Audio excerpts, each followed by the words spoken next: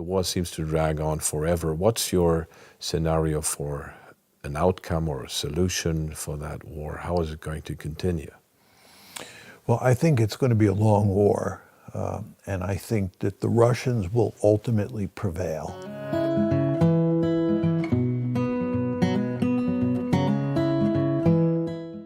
Hello, I have with me today John Mearsheimer, one of the preeminent political science theorists of international relations, and I'll be discussing a number of issues with John Mearsheimer. It's a pleasure and an honor. Welcome to Germany. Glad to be here. Thank you for inviting me to be here. It's a great honor. And you're a structural realist, when I was in school, in grad school, when I studied for my PhD, realism was one of the theoretical directions and theories we discussed about international relations. I identify with that theory too, but could you explain briefly what it is? Well, realists believe that the most important element in international politics is power. How powerful a state is really matters. Because in the international system, where there's no higher authority that can protect you, you want to be as powerful as possible. Because if you're weak, other states take advantage of you. So the balance of power matters greatly. And realists believe that whether a state is a democracy or an autocracy or a fascist state or a communist state, it doesn't matter. All states, because they operate in this system where there's no higher authority, have no choice but to compete for power and to strive to be the most powerful state in the system. And I think, in essence, this is what realism is all about. And of course, I would note here that in the West, especially in the United States and in Western Europe, there is an intense dislike of realism because realism says that democracies behave no differently than authoritarian states. And in the West, in the liberal West, people want to believe that democracies behave in a noble fashion and autocracies do not. There are good guys and bad guys in the eyes of the vast majority of people in the West. And the democracies, of course, are the good guys. Realists say there are no good guys and bad guys. All states are pretty much the same, and they have no choice but to act in similar ways because of the structure of the international system. And again, when I talk about structure, what I'm talking about mainly is the fact that there's no higher authority that sits above states. So Putin, Biden, Trump, doesn't really matter. I mean, it's the structure of the system, so it's how much do they come into the equation? Absolutely. And if you listen to much of the rhetoric in the West, especially from President Biden, the conflict between Russia and the West is framed in terms of democracies versus an authoritarian state. And of course, this authoritarian state, Russia, is the bad guy, and we in the West are the good guys. Of course, yeah. But a realist would say that there are no good guys and bad guys here. And really what happened to cause the Ukrainian war was in large part a function of realist considerations. For example, a realist would argue that it was foolish for NATO to march up to Russia's borders because the Russians would view that as a threat, which of course they did because the Russians were thinking in very realist terms. But many people in the West believed, foolishly I would add, that we're the good guys and the Russians would understand that NATO was not a threat and that it was a noble mission on our part to bring Ukraine and other East European states into NATO. Of course, the Russians didn't see it that way. They saw it more in terms of realpolitik. To many Germans, I was surprised to say that in the US it's viewed the same. I thought there were more realists in the US than in Germany, because to Germany this is quite let's say, an uncommon thought, because what you say about the liberal West, that is basically what sank in. But you also criticized, or you had an argument that the unipolar moment where liberalism basically went rampant, or what went wrong after 1990 was liberalism. My argument is that realism is a theory that applies to great powers. It's all about great power politics. So during the Cold War, when you had a bipolar world and the United States and the Soviet Union were competing with each other, this fit very neatly in the realist story. What happened was the Soviet Union went away and we moved into a unipolar moment, right? This was unipolarity. And it ran from roughly 1990 to 2017. And during the unipolar moment, by definition, there was only one great power, which was the United States. So you didn't have great power competition. There was no rival great power that the United States had to compete against. So for the first time in its history, the United States was free to take a holiday from realism and to pursue a liberal foreign policy, which I would call liberal hegemony. And the end result is that the United States behaved in a way that was at odds with basic realpolitik during this unipolar moment. Now, what's happened is that starting in about 2017, we moved out of a unipolar world and into a multipolar world. So now what we have are three great powers in the system: China, Russia, and the United States. And in effect, great power competition is back on the table. Realism is alive and well. And I would add that probably over the course of the next few decades, you will see the appearance of more realists in Germany than has been the case during the unipolar moment. I like to say that during the unipolar moment, Germany was a realist-free zone. There were hardly any realists in Germany. And I would like to see that. So I hope your prediction turns out to be right. Back to the unipolar moment for a second. What could the U.S. have done differently? Well, what the United States should have done is it should have not helped China to grow economically. This was a remarkably foolish policy. China is now a peer competitor to the United States, and the United States played a key role in turning China into a peer competitor by fueling its economy. And this strategy, of course, was based on liberal theories of international politics, which I think are wrong-headed. So with regard to China, we should have had a fundamentally different approach. And with regard to Russia and NATO expansion, we should not have pursued NATO expansion at all. But if we did pursue NATO expansion, we should have stopped after the 2004 expansion. When we decided in 2008, when NATO decided in 2008 that Ukraine and Georgia would become part of NATO, that was a huge mistake. And the present war in Ukraine is largely a result of that decision. So I would argue with regard to Ukraine and Russia on one hand, and with regard to China on the other hand, we should have pursued a very different policy, and we'd be much better off today as a result. And you said that even in 2015, I mean, you have a famous public lecture at the University of Chicago online in the internet. I just looked it up. It has 29 million views now. It's entitled "Why Ukraine is the West's Fault." And I mean, that's a quite provocative title, but apparently people like to see it. And I've seen lots of positive and agreeable comments below it. So that's basically, you've been making this argument for a while. Yeah. Well, it was in April 2008 when NATO decided that Georgia and Ukraine would be brought into the alliance. And the Ukraine crisis first broke out on February 22nd, 2014. That's when the crisis broke out. And I wrote a piece in Foreign Affairs that attracted a great deal of attention at the time, which said that the crisis in Ukraine, or war in Ukraine, if you wanted to call it that at the time, was largely the West's fault. And of course, people in the West didn't want to hear that, because people in the West want to make the argument that this is all Putin's fault, and it's not the West's fault. But my argument is that it was the West's fault, because they pursued NATO expansion for the larger purpose of making Ukraine a Western bulwark on Russia's border. Russia said this was unacceptable.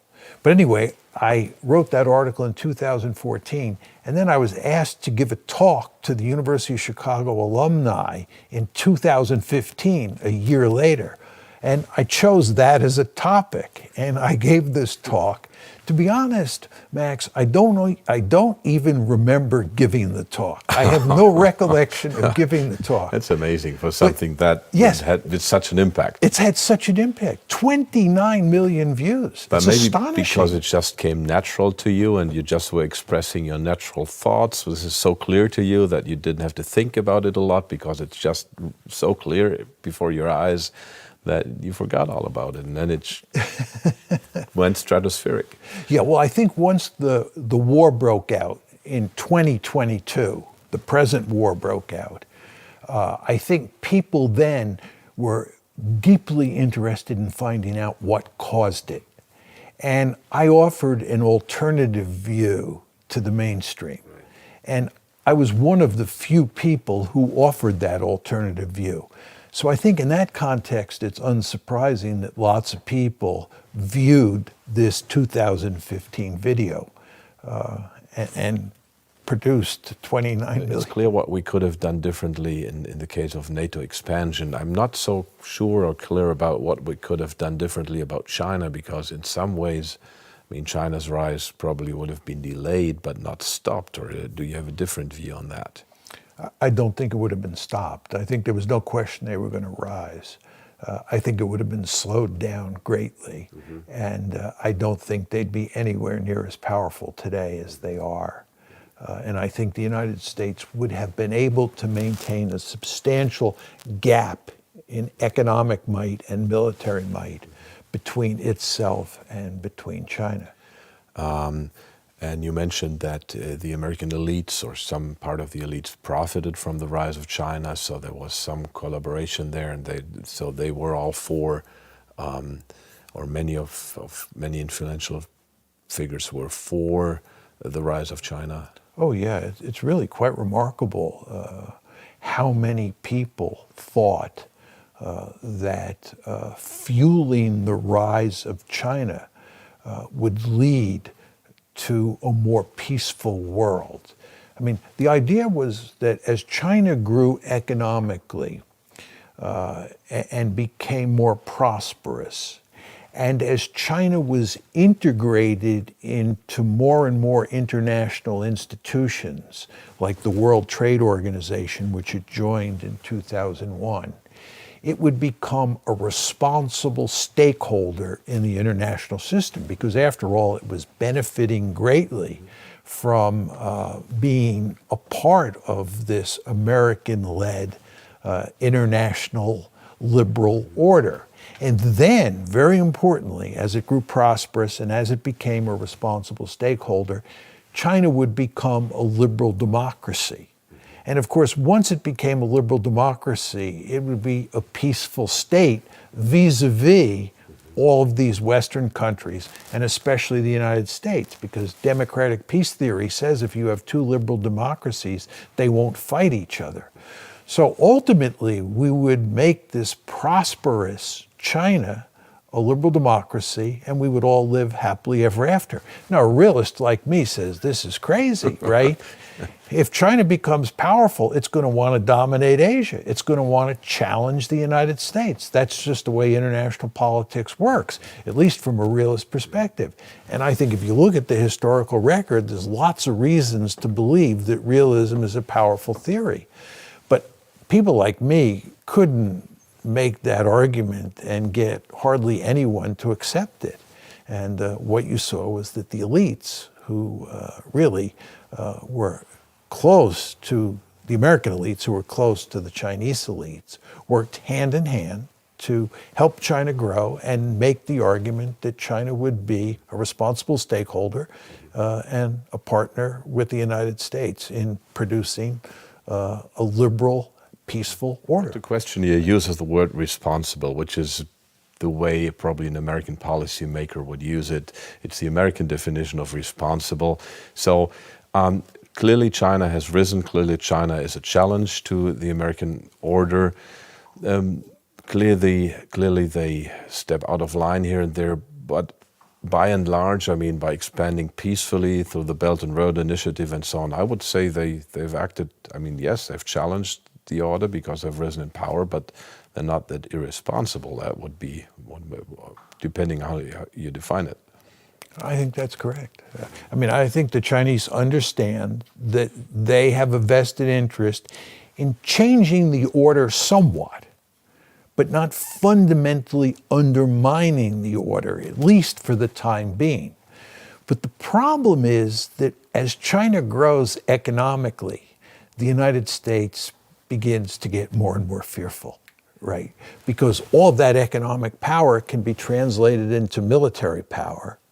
And given that China is not a status quo power, it's very important to understand that China believes that the South China Sea belongs to them. China believes that Taiwan should be made part of mainland China. China believes it should dominate the East China Sea and that these rocks that are a point of dispute with Japan belong to China, not to Japan. So China is interested in not only growing economically, but growing militarily and using its military might to change the status quo. And once the United States starts to see China grow in a really serious way economically, it begins to get very nervous. And by about 2017, it's the Americans more than the Chinese who are intensifying the security competition. It's not so much the Chinese who are changing their behavior in concert with what you were just saying, it's more the Americans. And this is good old-fashioned realist logic at play.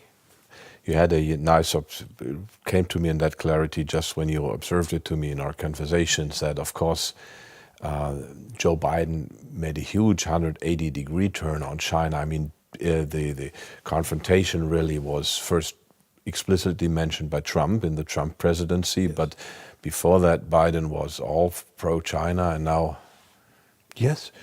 When Joe Biden was the head of the Senate Foreign Relations Committee, and when he was Barack Obama's vice president, right, this is up to 2017, in those decades before 2017, he was an arch proponent of engaging China. He helped in very important ways.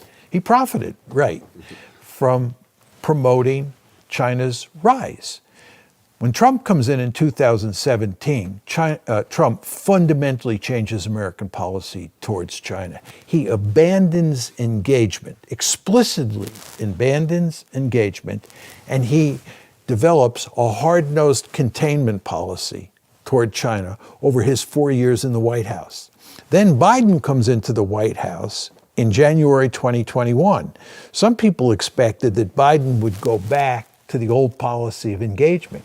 But in fact, what Biden does is he not only continues to pursue Trump's policy of containment, he actually makes it even tougher on the Chinese than Trump did. And what this reflects is the fact that China is now a peer competitor of the United States. It's quite clear that people in the Biden administration are scared stiff of this powerful China. But I would note that these people in the White House were part of the establishment, the foreign policy establishment, that helped turn China into a peer competitor. And when people like me argued in the early 2000s that the United States better slow down China's rise or do everything it can to slow down China's rise, we were dismissed as being remarkably foolish. People said... And probably old-fashioned, old-fashioned, yes. And now you're in the forefront. Back to Europe. I mean, we now have this terrible war going on in Ukraine, and we're not being told the truth, and it's very difficult to figure out the truth.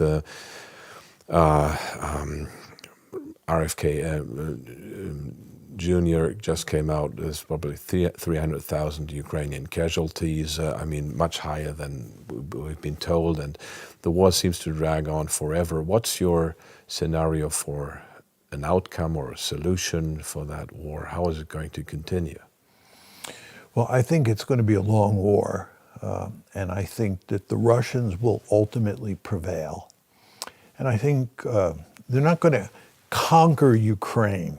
It's not like they're going to run their army up to the Polish and Romanian border, topple the regime, and incorporate Ukraine into a greater Russia, the way many people in the West describe their ambitions.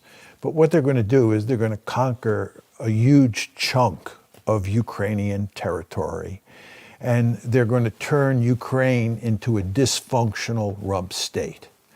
But the whole West does not want that, and we said we're going to prevent that. Absolutely. No. The West is going to prevent that conquering of territory. Yeah, I would say more than that. The West is not simply dedicated to preventing that from happening. The West is committed to defeating Russia in Ukraine, beating the Russians on the battlefield in Ukraine, weakening the Russian economy badly, and in effect, knocking the Russians out of the ranks of the great powers. Mm-hmm. But you think Russia will prevail and the West will probably have to give in? Or... Yeah, I mean, first of all, this is a war of attrition where Ukrainians are fighting Russians. The West is not involved with ground troops in the war. Mm-hmm. The West is supplying the Ukrainians, but it's not doing the fighting. Mm-hmm. So in a war of attrition, the key question is how many people are in Russia, how many people are in Ukraine, what's the relative population size of those two countries, and then also what does the balance of artillery look like? Because artillery really matters in a war of attrition. It's, as we used to say in the US Army, artillery is the king of battle. Now, if you look at the numbers here, Russia has, at this point in time, somewhere between a 4-to-1 and a 5-to-1 advantage in population. This is a massive advantage. In terms of artillery, the Russians have, it's hard to get a firm number, somewhere between a 5-to-1 and a 10-to-1 advantage in artillery. And the West does not have the ability to give Ukraine enough artillery or artillery ammunition, shells as we say, to equal the Russian capability.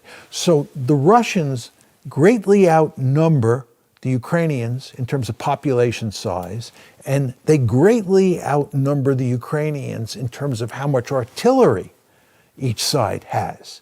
And in a war of attrition where the two armies are standing toe-to-toe and beating the living daylights out of each other, the side that has a larger population and has more artillery is likely to win. And in this case, that's the Russians. And as I say, I think what will happen is they will end up conquering a lot of territory in Ukraine, and they will annex that territory to Russia. They've already annexed the Crimea, and they have already annexed 4 oblasts that formerly belonged to Ukraine. And I think they'll end up taking even more territory. Those regions are about, what, 80% ethnic Russian or Russian speakers. Russian speakers. Yeah. I think the Russians will not try to conquer territory that is in the western half of Ukraine, because that territory is filled with ethnic Ukrainians, and they would resist mightily against Russian control. So I think the Russians will focus on taking territory that is filled with Russian speakers and ethnic Russians. And I think that at some point there will be an end to the war, but that end will not mean a meaningful peace agreement. The best you can hope for, I think, is a cold peace, similar to what you have in Korea along the 38th parallel. So I think this problem is not going away. The fighting may stop in a few years or maybe even a few months. Who knows for sure? But the conflict will remain, and I wouldn't be surprised if fighting broke out again in 5 or 10 years. So the West will not escalate to push the Russians back, or I mean, that in some ways is a good message to my ears, because the fighting. The West can escalate. It can escalate for two reasons. First of all, unless they put boots on the ground, they can't do anything to change the population balance between the two sides, right? The Ukrainians need many more soldiers, and they just don't have a large enough population to find those soldiers.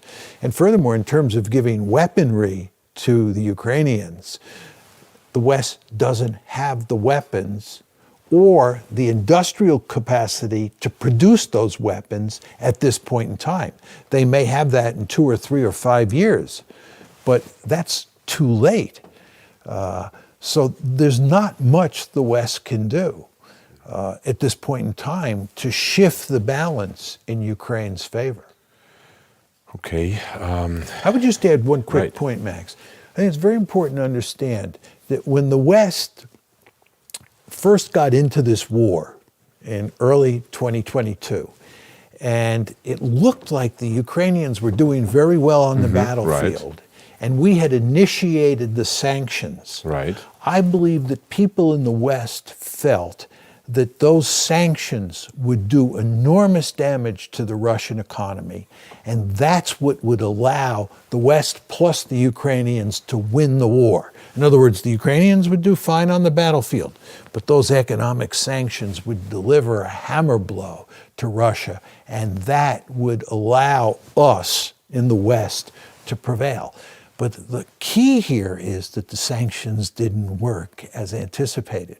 You know, people often talk about Putin miscalculating, and I'm sure that Putin has miscalculated in certain ways. Miscalculation is part of the warp and woof of daily life in international politics. But I think the West also miscalculated in certain ways. And most importantly, I think the West miscalculated in thinking that sanctions would work to devastate Russia's economy. I think the fact is that the Russians are not going to lose. And if the Russians were to start losing, if the West and the Ukrainians together were successful as we anticipated, I believe the Russians would turn to nuclear weapons. And once the Russians turn to nuclear weapons, there are no winners. The idea that wouldn't that escalate into a general nuclear war? No, I think the exact opposite would happen. I believe that once nuclear weapons were used, the West would go to great lengths to immediately stop the war because of the threat of a general thermonuclear war. You and I don't want to be incinerated. Well, we don't make the decisions, you and I. But I think the policymakers in this case would go to great lengths to shut the war down. I think I've been very critical of Biden, who I think was much too aggressive towards Russia after moving into the White House. And I believe that Biden played a key role in causing the war on February 22nd February 24th of 2022. So I'm highly critical of Biden, but he has been very cautious in terms of arming the Ukrainians and keeping the Ukrainians under control, because he does not want, first of all, the United States or the West more generally to get involved in the war in Ukraine, in the fighting on the ground in Ukraine. But more importantly, he does not want a nuclear war. There would be no winners in a general thermonuclear war. And I believe we would go to great lengths at the first sign that nuclear weapons were being used to shut the war down. Well, some reassuring words, they come from you. They're to be taken seriously, and some reassuring words, I must say. But let's say your scenario turns out. So what does that mean for Europe if your scenario materializes? Well, this is a disaster for Europe. There's no question about that. I mean, good relations between Europe on one hand and Russia on the other hand benefited Europe enormously. And they benefited Germany enormously. And now you have a situation where relations between Germany on one hand and Russia on the other hand have completely broken down, both at the economic level and at the political level. And what you really have between Germany and Russia, and between the West more generally and Russia, are poisonous relations. The Russophobia in the West is off the charts. And what's going to happen here is that for the long term, the Russians and the West Europeans, or the Europeans, are going to be mortal enemies. And there's going to be very little economic intercourse, and there are going to be these poisonous political relations. And the Russians are going to go to great lengths to try to sow dissension in the West. They're going to exploit differences between Hungary and Poland. They're going to exploit differences between Germany and Poland, between Germany and France. They're going to exploit differences between the United States and Europe. And one prominent place where that will take place has to do with economic relations between Europe on one hand and China on the other hand. Now that Europe has been badly hurt economically because of the break-off of trade with Russia, the Europeans have an increased incentive to trade with China. But the United States is not going to want Europe to do much trading, especially with regard to sophisticated technologies with China. So the United States will put great pressure on Europe not to trade with China. The Europeans have powerful economic incentives and political incentives to trade with China. So you'll have this real tension between the United States and Europe, and the Russians will go to great lengths to exploit that tension. So there'll be all sorts of possible places where the Russians can sow dissension in the West. And this will just fuel the Russophobia in the West.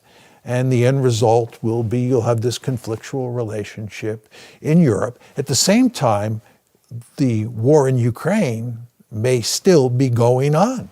And that means there's an ever-present possibility the West will get dragged in. So I have one final question. We discussed your seminars, and you obviously enjoy teaching, you enjoy arguing for the truth. I mean, one sees that you are really deeply into your discipline, and you teach graduates, you teach undergraduates, and actually as a German and somebody from Plettenberg in Germany, which is the birthplace of Carl Schmitt, a political thinker of the Weimar Republic, still read internationally quite a bit.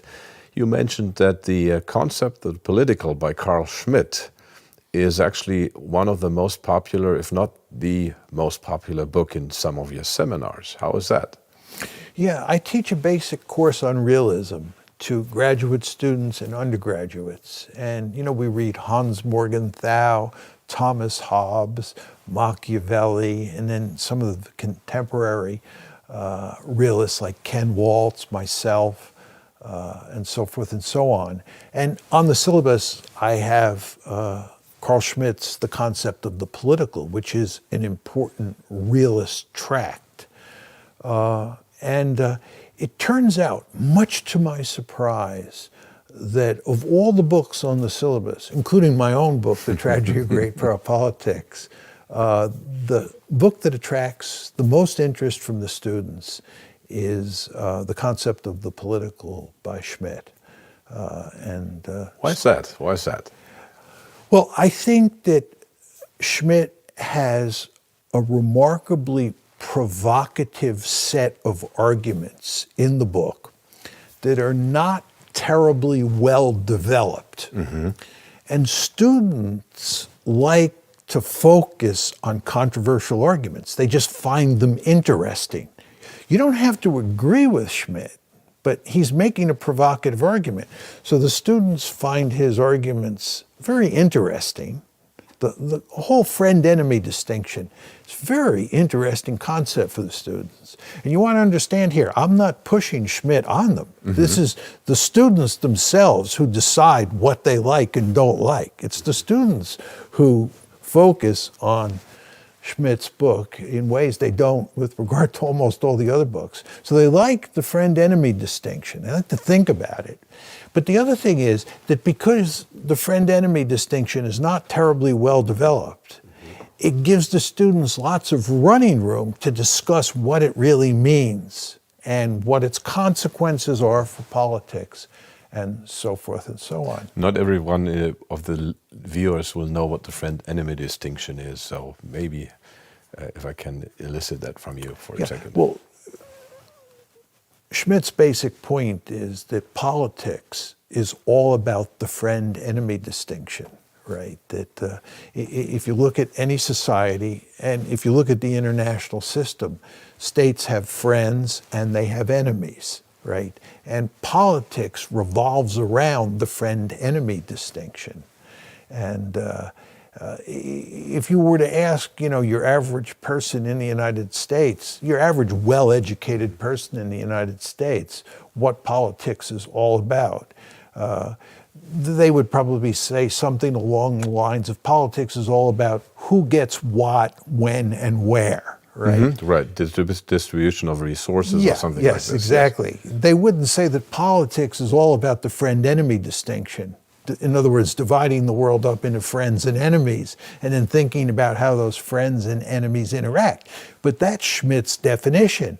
And again, getting back to my original point to you about Schmidt, what makes it attractive to students is they don't think of politics in terms of the friend-enemy distinction. They think of it in terms of who gets what when. So when they hear a new idea, a different way of thinking about things, and a rather darker way of thinking about politics. There's a real dark, of course, a real dark side to Schmidt because he was a dark person, right?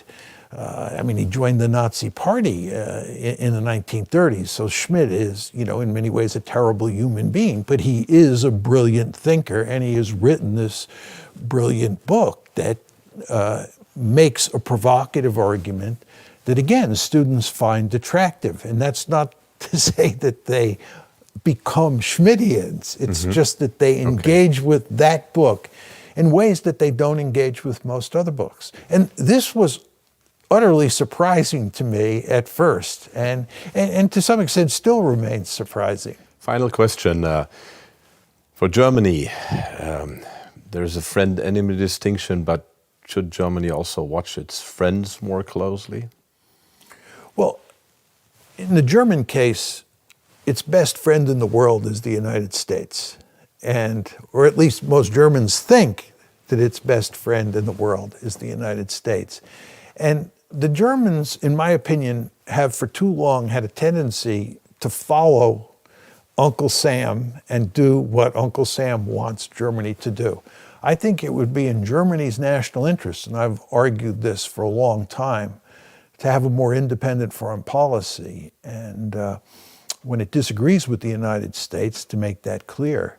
And I think the best example to highlight this, and it is a truly important story I'm going to tell, that in April 2008, when NATO decided that Ukraine was going to become a member, Georgia and Ukraine were both going to become members, Angela Merkel, who was then the German chancellor and was at the meeting in Bucharest, that NATO meeting in April 2008 in Bucharest, Angela Merkel was adamantly opposed to bringing Ukraine into NATO, and as was Nicolas Sarkozy.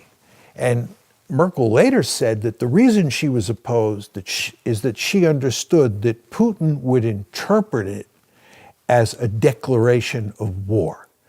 In a very important way, Angela Merkel was thinking like a hard-headed realist in April 2008. And she went to great lengths to prevent George W. Bush, who was then the president and who was in Bucharest and was pushing for bringing Ukraine and Georgia into NATO, to prevent that. She and Sarkozy tried to prevent it, and they failed. They caved to the United States. I believe that if they had not caved, that if Angela Merkel had stood her ground and said, under no circumstances am I going to go along with bringing Ukraine into NATO, that the war would not have happened and we would be in much better shape today. Much better shape. But this is just another example of the Europeans, in the end, doing what the Americans want. And this, I think, is more true of Germany than almost any other country in Europe. Maybe Britain is as bad as Germany on this count. But I don't think that it makes sense for the Germans to always follow American dictates. Sometimes it does. There's no question that sometimes the Americans are pursuing policies that are in Germany's interests, and German leaders will sign on to those policies, and that's all for the good. But states don't always have the same interests, and sometimes leaders like Angela Merkel are thinking more smartly than leaders like George W. Bush. And in those cases, I think it makes eminently good sense for a German leader, Angela Merkel in this case, to stand her ground. Wonderful. Well, thank you very much for those thoughts. Thank you, Professor Mearsheimer, for your thoughts. It's been a pleasure. It's been an honor. And I wish you all best for your voice to be heard, to continue to be heard, because it's one of the few voices of sanity in a quite turbulent situation. Thank you very much. You're welcome. It was my pleasure being here, Max.